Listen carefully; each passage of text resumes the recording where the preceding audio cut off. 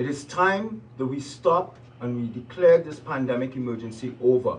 And the truckers of Canada had a gut feeling and some really good common sense that this has to come to an end. And the problem is that by coming to the population needed to understand that they are backed by solid science.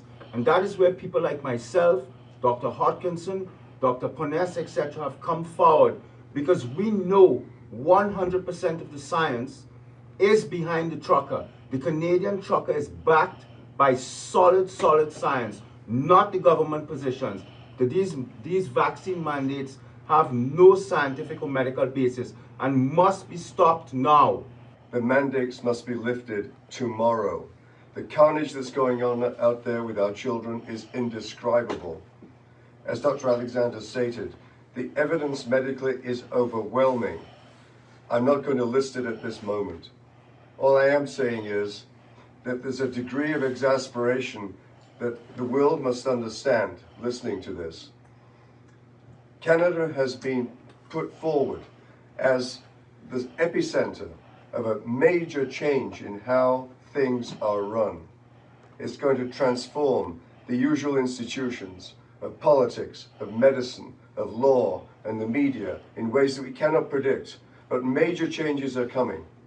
And not only that, but we are being watched. We are seeing democracy challenged. And the Chinese are watching us. Make no mistake, this is a moment in history where there's a tremendous amount on the table. Not just vaccination schedules, but the very existence that we want our children to inherit. With that said, I would like to pass over to my friend here, Jeff, as to what's happening on the ground tonight here in Ottawa. Thank you. Thank you. I know that the mainstream, the legacy media has been putting out all sorts of information, states of emergency, riotous activity, unruly, unlawful gatherings of people in this city right now.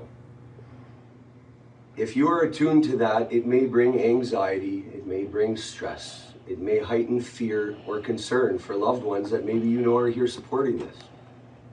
But we assure you, this entire organization, it's not just a movement, it is an organization of dedicated, focused individuals who are standing unwavering. There are no ruffled feathers in this room or amongst this team. We have worked with local law authority and government to keep this exactly what we have intended it to be. It is a peaceful demonstration. We have complied by opening up access roads on every road that we have accessed or parked on with trucks and support vehicles.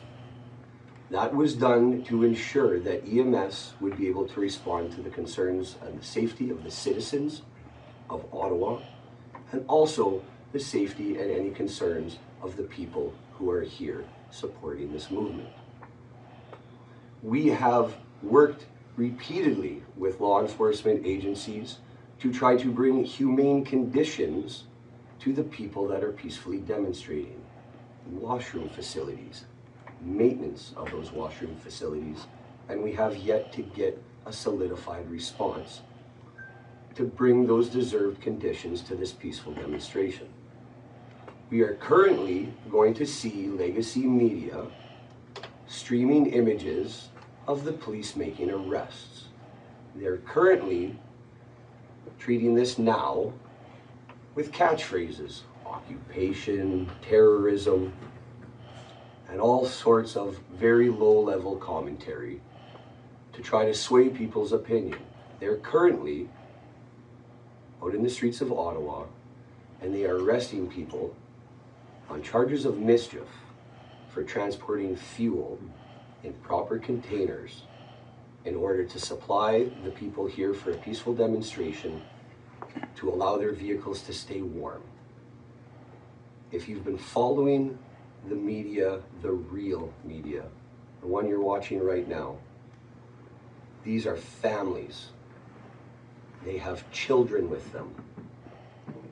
They have no intention of reacting negatively to anything that is going on. This is peace, it is love, and it is absolute unity. Absolute unity. There's nothing wrong with that. It is our right. So it brings all levels of consideration, which I'm not going to expand on right now because that is not the purpose. My intention is to assure those supporters, the truckers, the community of Ottawa, and all other citizens that are involving themselves with helping pass this message that we must keep the foundation solid. We must not waver with the falsehoods that are being put upon us right now. It is going to be an anxious experience. It is going to be tense if you are out in the street right now trying to aid your fellow man, woman, or family to keep them comfortable and fulfill their needs while we continue to demonstrate until we're acknowledged. But it is essential that we keep the same message. It is peaceful. It is unified. We will not have shows of violence at all towards law enforcement, and we must understand they are doing their job. They are doing their duty to protect the citizens. Though we may not agree with the actions that are being taken, we will not resist. We will not become violent. We will not act out. And my advice to those who are sitting in their trucks continuing to support what we know is right, we are here for you. We have a legal team. If you are charged or arrested for any reason, my best advice at this point is to be calm, with zero comment, to comply with the instruction given to you with the officer that is engaging you. If they ask you to put your hands behind your back, simply do so. No gestures, no comments, no nods. Simply follow that instruction and be peaceful about it. I personally, if confronted with this, will take the advice of the kindergarten teacher of my 5-year-old son that I miss so much and want to be with. And I will crisscross applesauce, and I will sit down, and I will not move on the street. And I would suggest you consider that as a very effective way, to approach a situation that has clearly spun out of control through leadership that has tried at every single corner to disarm the voice of patriotism, unification, democracy, and freedom. That's all I have to say at this point, but we are with you. Please be calm. We will endure. We will not leave. I would like to pass it over to Tom. Good evening. Thank you to all of you who have tuned in. I just want to say shortly that I just returned from Coventry. Coventry, for those of you who don't know, is one of our major locations that we have a lot of families, a lot of trucks, we have a lot of supplies. We have extremely high morale. Approximately 2 hours ago, Ottawa Police have showed up in a very aggressive show of force. There was probably over 100 police officers in tactical gear with snipers on the roof. And I'm very pleased to report that all of our truckers, all of our families kept their composure. It was extremely peaceful. They came in, they took the fuel, which was their intent. Their intent was to come in, confiscate the fuel that we have, that was donated or purchased to be distributed for the trucks.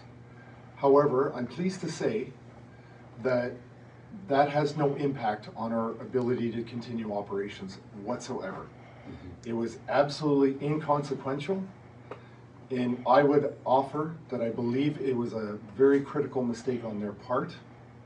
It had no impact on our operations, but it certainly raised morale within the occupants, or excuse me, the people that are at Coventry. And I'm not going to take a bow, but I'm very, very proud of the way our truckers conducted themselves. peacefully. There were 2 arrests for 2 people that failed to provide identification when asked by an officer, so they were arrested. And if that's the worst that can happen tonight, I'm very happy with that. In fact, I'm very proud of the way all of our people conducted themselves. And so we have a lot of support. So for you tuning in at home, just know that so what, they took a little bit of fuel that we're going to replace. It has no impact on what we're doing. It's inconsequential what they've done. It was a drastic show of force. Tomorrow, I will be making a public statement to outline what we believe to be a very measured, reasonable way forward. We believe it to be responsible. We believe it to be safe. And we would like to make that statement tomorrow to try to get interested parties to a negotiating table. So please tune in to that tomorrow. We'll provide some more details. And I'd like to say something for everybody's understanding. This is not a police solution. There is no policing resolution to this. This is a political solution. The Chief of Ottawa Police cannot give us what we want. The Prime Minister of Canada, he has the power to do that. His cabinet has the power to do that. The Government of Canada has the power to end this. They need to sit down and talk with us. Tomorrow I will make a public statement on how we believe we can come together and make that happen. Thank you. If I could add one more thing to the viewers that are tuning in on whatever live feed you're watching from now, please take the time to share this message to everybody in your network. I believe that we should be letting Joseph talk for a moment. Something that all Canadians and all politicians have to be aware of. This is the nation's capital. Ottawa is not just a city in Canada. This is the nation's capital. And as citizens of the country, we've been working for 2 years to get the truth out to the Canadian people. And it took the truckers to create a platform that's allowing these doctors, these brave and doctors that are speaking truth about the truth in science. Canadians owe a deep debt of gratitude to all the truckers. So to the degree that you can support the truckers, please find a way to donate to the truckers. But never forget here, this Ottawa, to the citizens of Ottawa, you are in the nation's capital. There is no disrespect to you, the citizens of Ottawa.